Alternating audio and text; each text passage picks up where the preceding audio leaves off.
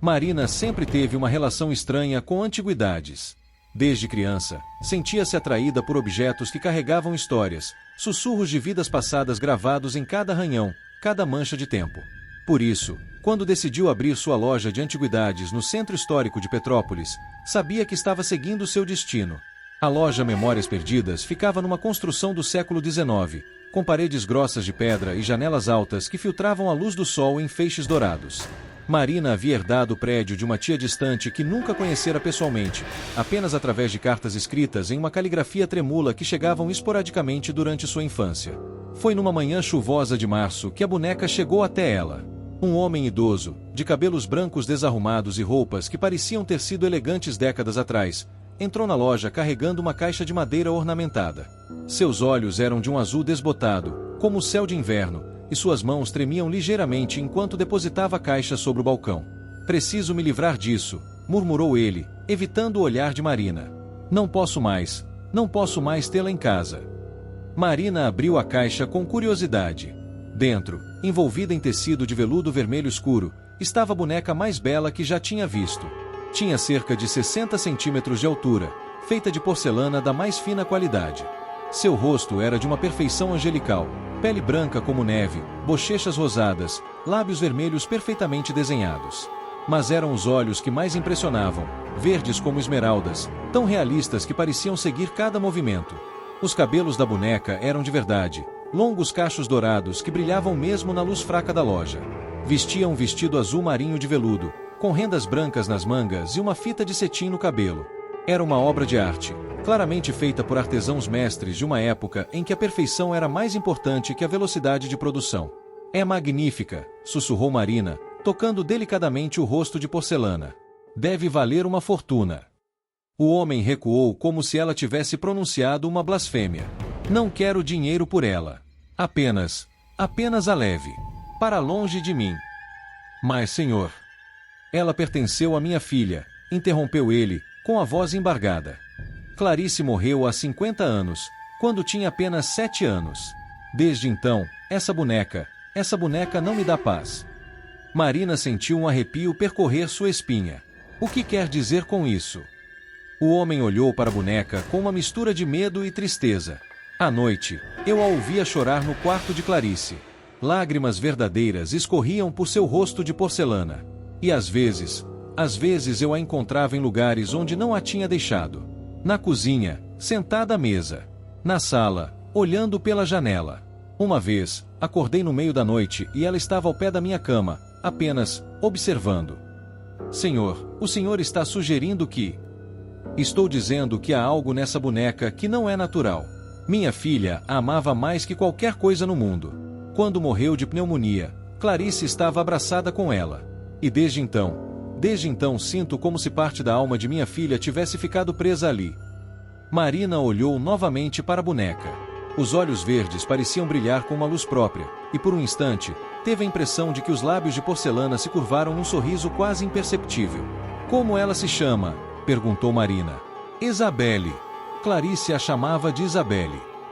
O homem saiu da loja sem olhar para trás, deixando Marina sozinha com sua nova aquisição. Ela colocou a boneca numa estante alta, de onde Isabelle poderia ver toda a loja com seus olhos verdes penetrantes. Nos primeiros dias, nada de anormal aconteceu. Marina até esqueceu da história dramática do homem idoso, focando em catalogar as peças, atender clientes e organizar o estoque. Isabelle permanecia imóvel em sua estante, uma bela decoração que chamava a atenção de todos que entravam na loja. Foi na quinta-feira que Marina começou a notar as primeiras estranhezas. Chegou à loja pela manhã e encontrou Isabelle numa posição ligeiramente diferente. A boneca, que antes olhava para a entrada, agora estava virada para a janela. Marina franziu a testa, tentando lembrar se havia mexido nela no dia anterior. Talvez durante a limpeza. Na sexta-feira, Isabelle estava novamente em uma posição diferente. Desta vez, suas pequenas mãos de porcelana estavam cruzadas sobre o colo, quando Marina tinha certeza de que antes estavam ao lado do corpo. "Estou ficando paranoica", murmurou para si mesma, reposicionando a boneca. "Deve ser o estresse da loja nova." Mas quando chegou no sábado de manhã, Isabelle não estava mais na estante. Marina procurou por toda a loja, o coração batendo cada vez mais rápido. Encontrou a boneca sentada numa cadeira antiga no fundo da loja, de frente para um espelho embaçado. Parecia estar se admirando, ou talvez conversando com seu próprio reflexo. Isso é impossível, sussurrou Marina, as mãos tremendo enquanto pegava Isabelle. A porcelana estava estranhamente quente, como se tivesse sido aquecida pelo sol, embora estivesse em uma área sombreada da loja. Naquela noite, Marina decidiu levar Isabelle para casa. Morava num apartamento pequeno mas aconchegante, com vista para as montanhas. Colocou a boneca numa poltrona da sala, onde pudesse vê-la enquanto assistia televisão. Foi por volta das 2 da manhã que Marina acordou com um som estranho. Eram passos, pequenos passos, como os de uma criança, caminhando pelo apartamento. Levantou-se da cama, o coração disparado, e foi até a sala. Isabelle não estava mais na poltrona. Marina acendeu todas as luzes e procurou por todo o apartamento. Encontrou a boneca na cozinha, sentada numa cadeira alta, de frente para a mesa posta para o café da manhã. Era como se estivesse esperando pacientemente pela refeição. Meu Deus, murmurou Marina, sentindo as pernas bambearem. O que está acontecendo aqui? Pegou Isabelle e a levou de volta para a sala, colocando-a num armário fechado. Você vai ficar aí até eu descobrir o que fazer com você. Mas quando acordou na manhã seguinte, Isabelle estava novamente na poltrona da sala, como se nunca tivesse saído de lá. O armário continuava fechado, sem sinais de ter sido aberto. Marina passou o domingo inteiro pesquisando sobre bonecas assombradas na internet. Encontrou dezenas de histórias similares, bonecas antigas que se moviam sozinhas, que choravam, que pareciam ter vida própria. Algumas pessoas acreditavam que objetos muito amados por crianças que morreram jovens podiam reter parte de sua energia espiritual. Outras teorias eram mais sombrias. Falavam sobre espíritos malignos que se apropriavam de objetos inanimados, usando-os como recipientes para manifestar-se no mundo físico. Na segunda-feira, Marina chegou à loja determinada a se livrar de Isabelle. Mas quando viu a boneca sentada graciosamente em sua estante, com aquele rosto angelical e os cachos dourados brilhando na luz da manhã, sentiu uma estranha hesitação. Talvez eu esteja imaginando coisas, murmurou, arrumando o vestido azul de Isabelle. Talvez seja apenas o estresse, a mudança. Naquele dia, uma senhora elegante entrou na loja procurando por uma boneca antiga para sua neta. Seus olhos se iluminaram quando viu Isabelle. Ela é perfeita, exclamou. Quanto está pedindo por ela? Marina abriu a boca para responder, mas as palavras não saíram. Olhou para Isabelle e teve a nítida impressão de que a boneca estava olhando de volta, com uma expressão quase suplicante. Desculpe, disse finalmente. Ela não está à venda. A senhora insistiu, oferecendo valores cada vez mais altos, mas Marina se manteve firme. Após a cliente sair, frustrada, Marina olhou para Isabelle e sussurrou: por que não consegui vendê-la? Porque sinto como se fosse traição deixá-la ir embora. Naquela noite, Marina teve o primeiro sonho. Estava numa casa grande e antiga, com móveis pesados cobertos por lençóis brancos. Podia ouvir o som de uma criança rindo em algum lugar da casa, um riso cristalino e alegre que ecoava pelos corredores vazios. Seguiu o som até chegar a um quarto infantil. Uma menina pequena, de cabelos dourados e olhos verdes, brincava com uma boneca idêntica a Isabelle.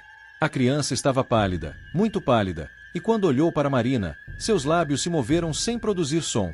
Marina acordou com lágrimas nos olhos, sem saber por que estava chorando. Os sonhos continuaram nas noites seguintes. Sempre a mesma casa, sempre a mesma criança. Às vezes, Marina via a menina doente na cama, abraçada com Isabelle. Outras vezes, presenciava momentos felizes, chás da tarde imaginários, histórias contadas ao pé da lareira, brincadeiras no jardim.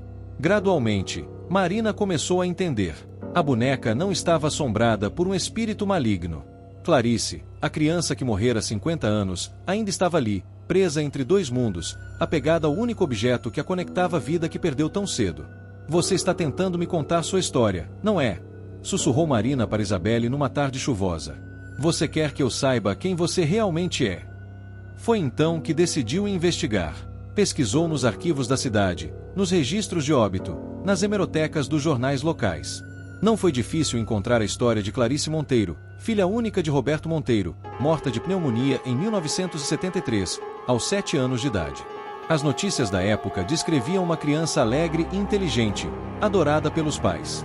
Uma fotografia granulada mostrava uma menina sorridente abraçada a uma boneca de porcelana, Era Isabelle, sem dúvida. Marina também descobriu que Roberto Monteiro havia perdido a esposa poucos anos depois da morte da filha. O homem viverá sozinho desde então, numa casa grande na Rua do Imperador, onde criará Clarice. Decidiu fazer uma visita. A casa era exatamente como nos sonhos, uma construção imponente do século XIX, com jardins negligenciados e janelas embaçadas pelo tempo. Roberto Monteiro a recebeu com surpresa e receio. A senhora trouxe ela de volta? Perguntou, olhando nervosamente por cima do ombro de Marina. Não, senhor Monteiro. Vim falar sobre sua filha. O homem a conduziu até uma sala escura, cheia de móveis cobertos por lençóis. Era o mesmo ambiente dos sonhos de Marina. Clarice era tudo para mim, começou Roberto, com a voz embargada. Após a morte de minha esposa, ela se tornou minha única razão de viver. Era uma criança especial, sabe? Inteligente, carinhosa, e tinha uma imaginação incrível. Conte-me sobre Isabelle. Roberto suspirou profundamente. A boneca foi um presente de Natal quando Clarice fez 6 anos. Custou uma fortuna. Foi feita por artesãos franceses especializados. Clarice se apaixonou por ela instantaneamente. Dizia que Isabelle era sua melhor amiga, sua irmã, sua confidente. E quando Clarice ficou doente? Não se separava da boneca nem por um minuto. Mesmo quando a febre estava alta, quando mal conseguia abrir os olhos, segurava Isabelle contra o peito. No final, quando os médicos disseram que não havia mais o que fazer, Clarice me pediu para prometer que cuidaria de Isabelle como se fosse uma pessoa de verdade. Roberto enxugou os olhos com um lenço amarelado. Prometi. E cumpri durante 50 anos. Mas ela não me deixava em paz. Era como se Clarice estivesse tentando voltar através da boneca. Marina sentiu um aperto no coração. Senhor Monteiro, o senhor já considerou que talvez Clarice não esteja tentando assombrá-lo? Talvez ela apenas não queira que o senhor sofra sozinho. Como assim? Uma criança de 7 anos que morre não entende completamente o conceito de morte. Para ela, pode ser apenas uma separação temporária. Talvez Clarice esteja tentando consolá-lo, tentando mostrar que ainda está ali, de alguma forma. Roberto olhou para Marina com os olhos arregalados. A senhora realmente acredita nisso? Acredito que o amor entre um pai e uma filha é uma das forças mais poderosas do universo. E acredito que às vezes esse amor transcende até mesmo a morte. Naquela noite, Marina teve outro sonho, mas desta vez foi diferente. Clarice apareceu mais nítida, mais real. Estava sentada num balanço no jardim da casa, com Isabelle no colo. Obrigada por entender, disse a menina, com uma voz doce como mel. Papai estava tão triste. Eu só queria que ele soubesse que eu não fui embora de verdade. Mas você não pode ficar presa aqui para sempre, Clarice. Você precisa seguir em frente. A menina balançou a cabeça, os cachos dourados dançando no vento. Eu sei. Mas tenho medo. Medo de deixar papai sozinho, medo de que ele se esqueça de mim. Ele nunca vai esquecer de você. O amor de um pai por sua filha é eterno. Mas você precisa confiar que ele vai ficar bem. Clarice abraçou Isabelle mais forte. E se eu for embora, o que vai acontecer com ela? Isabelle também precisa ser libertada. Ela não é uma prisão, Clarice. Ela foi feita para trazer alegria, não para prender almas. A menina ficou em silêncio por um longo momento, balançando suavemente. Tem uma menina que precisa dela agora. Mais do que eu. Marina acordou com essas palavras ecoando em sua mente. Na manhã seguinte, uma jovem mãe entrou na loja com uma criança pequena nos braços. A menina, de cerca de 5 anos, estava claramente doente, pálida, magra, com a cabeça coberta por um lenço colorido que mal disfarçava a falta de cabelos. Estou procurando algo especial para minha filha, explicou a mãe, com os olhos marejados. Ela está passando por um tratamento muito difícil, e pensei que talvez uma boneca bonita pudesse trazer um pouco de alegria para ela. A criança olhou em volta da loja com olhos grandes e curiosos, até que seu olhar pousou em Isabelle. Seu rostinho se iluminou com um sorriso genuíno, o primeiro que Marina via desde que entrara. Mamãe, olha! Ela é igual a mim, exclamou a menina, apontando para Isabelle. Ela tem olhos verdes como os meus. Marina sentiu o coração apertar. A semelhança era impressionante. Os mesmos olhos verdes brilhantes, a mesma expressão doce, a mesma aura de inocência pura. Como você se chama, querida? perguntou Marina, ajoelhando-se ao lado da criança. Sofia. E qual é o nome dela? Perguntou, olhando para Isabelle. Marina olhou para a boneca e teve a nítida impressão de que ela estava sorrindo. O nome dela é Esperança. A mãe de Sofia tentou negociar o preço, mas Marina insistiu em dar a boneca de presente. Algumas coisas não têm preço, disse, entregando Isabelle, agora Esperança, nas pequenas mãos de Sofia. A menina abraçou a boneca com uma força surpreendente para alguém tão frágil. Obrigada. Eu vou cuidar muito bem dela. Naquela noite, Marina não teve sonhos com Clarice. Algumas semanas depois, recebeu uma carta de Sofia.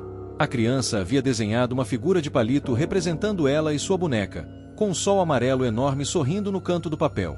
A mãe havia escrito um bilhete explicando que Sofia estava respondendo melhor ao tratamento, que havia recuperado o apetite e voltado a sorrir. Ela diz que Esperança conta histórias para ela durante as sessões de quimioterapia, escrevia a mãe. Às vezes acordo no meio da noite e ouço Sofia conversando baixinho com a boneca, como se ela realmente respondesse. Pode parecer estranho, mas juro que desde que Esperança chegou até nós, tudo ficou mais fácil. Marina sorriu, guardando a carta numa gaveta especial. Meses depois, Roberto Monteiro apareceu novamente na loja. Mas desta vez estava diferente, mais ereto, com os olhos brilhantes e uma paz no rosto que não havia antes.